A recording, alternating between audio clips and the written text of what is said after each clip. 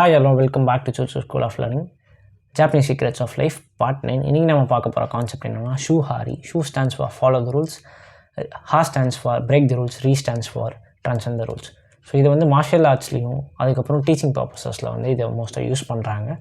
இந்த கான்செப்ட்லேருந்து என்ன சொல்கிறாங்க அப்படின்னு பார்த்தீங்கன்னா, ஃபஸ்ட்டு நம்ம ஒரு விஷயத்தை கற்றுக்கும் போது அந்த மாஸ்டர் வந்து நம்ம அந்த ஸ்டூடெண்ட்க்கு என்ன கொடுக்குறாரோ அதை அப்படியே எடுத்துக்கணும் அப்படின்றாங்க. அதாவது நீங்கள் வந்து ஒரு ரிலீஜன்லேருந்து ஒரு விஷயத்தை கற்றுக்குறீங்க, இல்லை ஒரு மாஸ்டர் வந்து உங்களுக்கு ஒரு விஷயத்த சொல்லிக் கொடுக்குறாங்கன்னா அந்த ஃபவுண்டேஷன், அந்த பேசிக்ஸை வந்து அப்படியே எடுத்துக்கணும் அப்படின்னு சொல்கிறாங்க. அதுக்கப்புறம் அந்த second stage break the rules. இங்கே வந்து கொஷின் பண்ணணுமா, நம்ம அந்த விஷயத்தை அப்படியே செஞ்சுட்டே இருந்தோம்னா நம்ம அவுடேட் ஆகிடுவோம். சில சமயம் வந்து ஏன் பண்ணுறோன்னு கூட தெரியாமல் பண்ணிடுவோம்.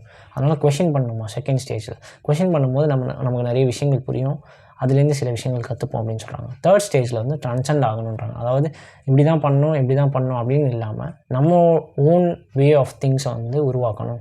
நமக்குன்னு எப்படி அது தேவையோ அதுக்கேற்ற மாதிரி அதை வந்து அப்கிரேட் பண்ணணும் அப்படின்றது சொல்கிறாங்க. ஃபார் எக்ஸாம்பிள், இப்போ நம்ம குக்கிங் எடுத்துக்கலாமே. ஃபஸ்ட்டு நம்ம ஒரு விஷயத்தை, ஒரு டிஷ்ஷை எப்படி பண்ணணும்னு பார்க்கும்போது அவங்க சொல்கிற மாதிரி இன்க்ரீடியன்ஸ் ட்ரை பண்ணுவோம். ஒரு புக்லெட்டில் இருக்க மாதிரியோ இல்லை ஒரு வீடியோவில் சொல்கிற மாதிரி அதை ட்ரை பண்ணுவோம். But over period of time நம்ம என்ன பண்ணுவோம், இதையே நம்ம இப்படி பண்ணக்கூடாது ட்ரை பண்ணி பார்ப்போம். ஸோ லாஸ்ட்டாக வந்து நமக்கு தேவையான மாதிரி நம்மளோட ஸ்டைலில் வந்து ஓனாக வந்து அந்த டிஷ்ஷை ப்ரிப்பேர் பண்ண ஆரம்பிச்சிடும். இந்த மாதிரி தான் வந்து லைஃப்பில் எல்லா விஷயத்துலையுமே வந்து லீட் பண்ணணும் அப்படின்றது தான் வந்து இந்த ஷூஹாரி அப்படின்ற ஒரு ஃபிலாசபி மூலயமா வந்து ஜாப்பனீஸ் வந்து சொல்ல வராங்க.